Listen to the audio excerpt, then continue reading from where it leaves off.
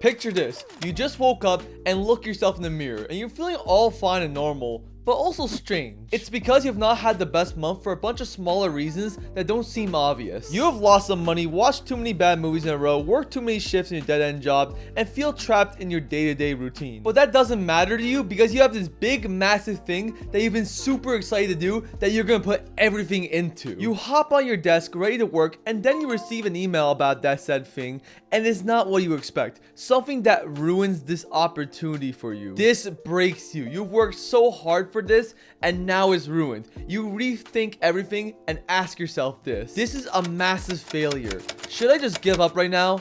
Let's break this down. You see, this fictional story I just talked about is a version of something I've dealt with for the last few weeks. I have not been in the strongest place in the last few weeks, and a lot of uncertain emotions have hit me as of late. And whenever something like this happens, I find a lot of positive affirmations from the internet and real life getting repeated to me. Terms like be positive, keep going through hell, learn to forgive yourself, and most of all, keep failing. Obviously, the lesson of failure is something that we've all gone through, but it's something that we always need to be reminded of. But this experience of failure was different, and it challenged me in ways I never imagined. I needed to ask myself if failure means something. To answer this, we need to evaluate my breaking point. Yes, losing the main thing I wanted was the breaking point I had that released a lot of emotions of being in denial, angry, and depressed. Reaching a breaking point is like reality shattering around you and the way you perceive everything. This affected many things, like my ability to reach out to others, my ability to do what I love,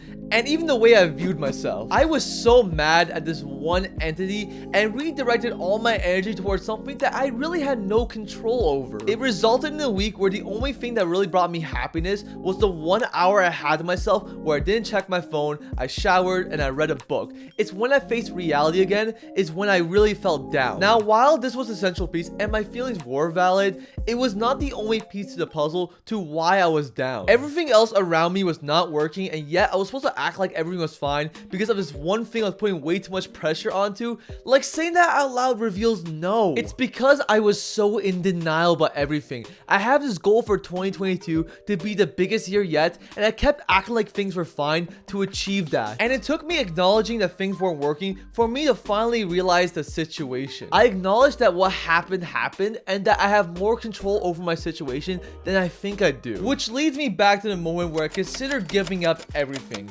What happened? Let's see a scenario where I said yes. I would be happy initially, but in the long term, there'd be nothing but pain, regret, and a bunch of what ifs. And what for? A hard week? Okay, what about going forwards, even if you're going through a mentally challenging period? Yes, things may not get better and you may go through more defeats. But then there's a long term. There's a chance for you to overcome pain and feel more powerful. A chance for you to feel more creative and see things that you've never considered. A chance for you to become better. A big example of this is when I nearly failed science class in 2016 and realized that I was never going to do what my parents wanted. Had that not happened, I would have never found my passion for film and theater, and I would not be here today. I'm only on the path I am right now because of the pain I endured back then. Things like this keep me on this path. So the answer to the question, yes, you should fail and seek to do so. It's one thing to pursue your passion at your heights and another to do it at your lowest. Yes, being tested at your lowest is really difficult,